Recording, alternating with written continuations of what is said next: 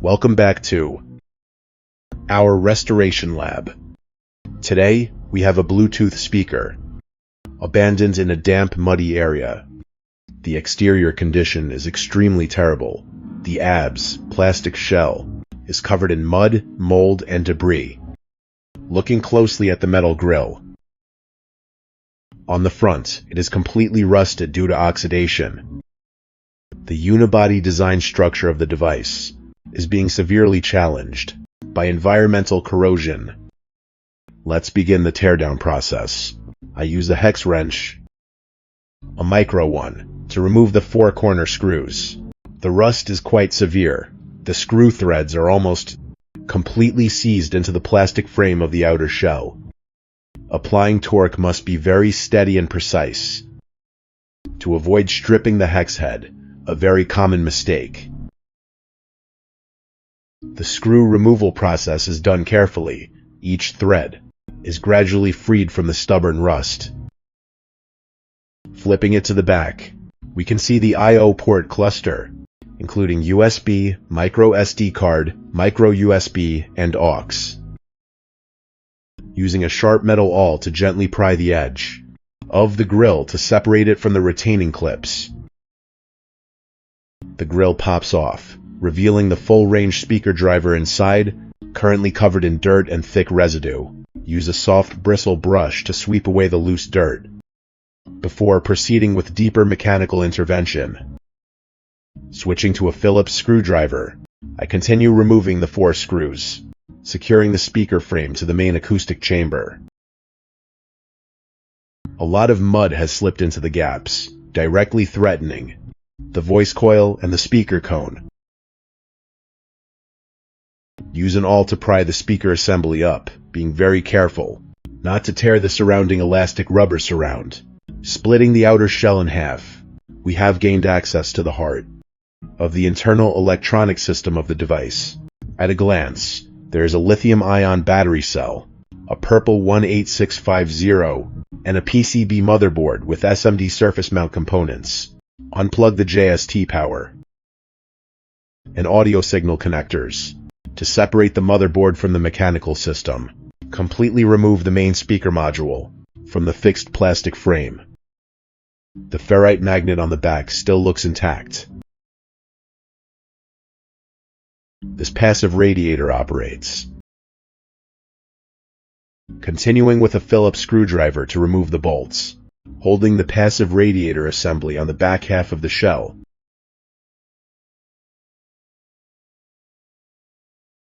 Based on air pressure from the main speaker to enhance the bass. All the basic components have been disassembled.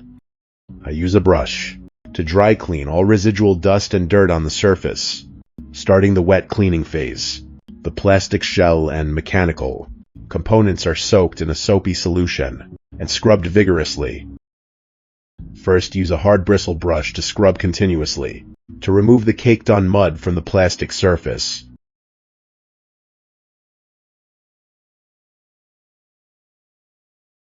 Second, clean the passive radiator components and the rubber surround, ensuring no moss or mold remains. Third,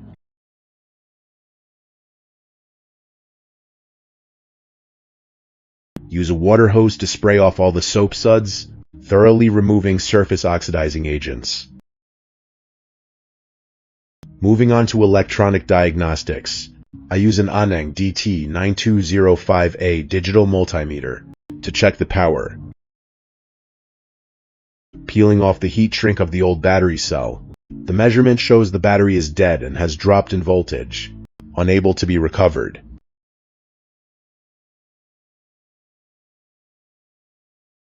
Fourth, replace it with a new standard 18650 battery cell. Proceed to tin the 2 terminals to prepare for soldering the connections. Fifth, using a soldering iron, carefully solder the JST cable assembly from the old battery to the 2 electrodes of the new battery. Sixth,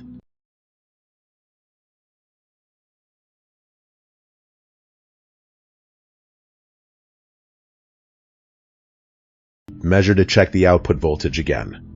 The multimeter reads 3.99 volts. The power source is ready and extremely stable. The next is cleaning the PCB motherboard.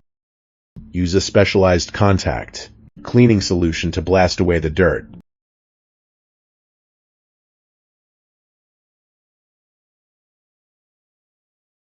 Power the motherboard from the new battery to begin the process of testing the semiconductor components.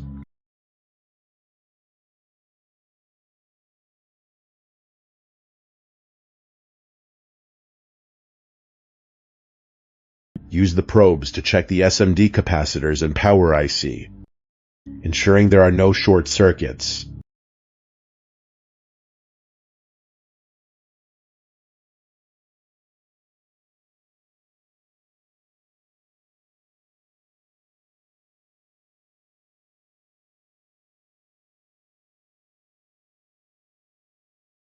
First, check the continuity of the main speaker's signal wires. The transmission signal is found to be completely intact. Second, plug all connectors back into the main board. The LED indicator lights up blue. The board has booted successfully.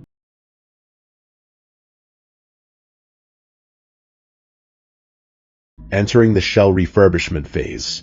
Spray a coat of primer, a zinc silver color, to create an adhesive base coat. Then, apply a brilliant glossy red paint over it, completing the exterior makeover process.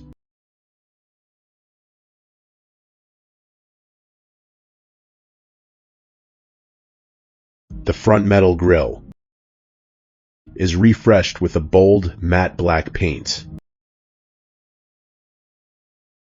Starting the assembly process. The speaker signal wire is routed through the front bezel of the device. Carefully place the full-range speaker driver into position. Align the 4 mounting screw holes precisely.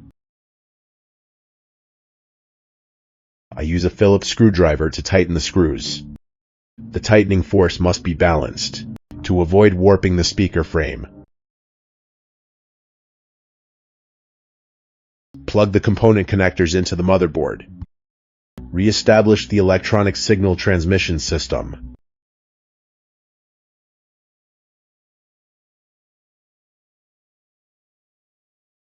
Proceed with a digital test. Connect Bluetooth to a smartphone to check the wireless decoding signal. Play a test audio track to observe the elasticity and oscillation range of the speaker membrane. The speaker membrane operates smoothly, and the voice coil is completely clean, with no more grinding debris. Add a layer of sound-absorbing foam behind the speaker driver. It helps eliminate resonant standing waves. Process the passive radiator assembly, a core component that creates powerful bass for small speakers. Place the plastic clamp frame over the rubber membrane. Press it tightly to create a perfectly airtight acoustic chamber. Screw the entire radiator assembly securely in place. Ensure no air pressure leaks out.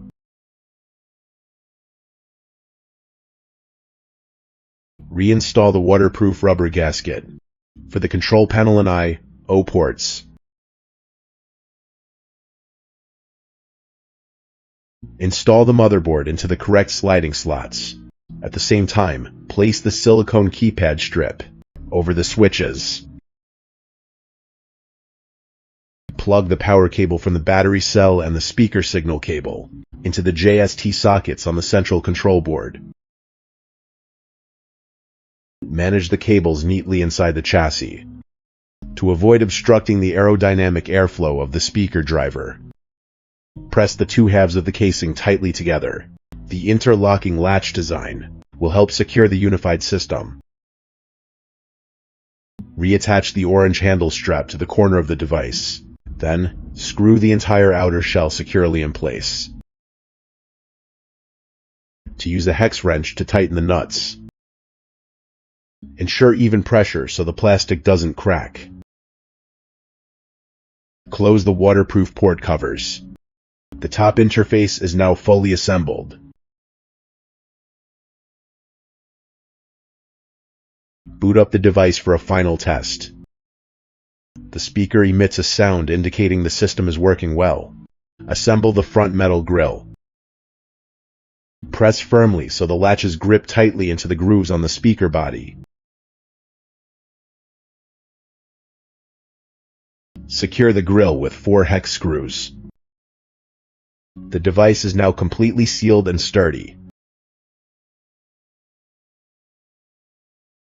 Here is the result of our restoration. From a piece of scrap, it has become a beautiful speaker.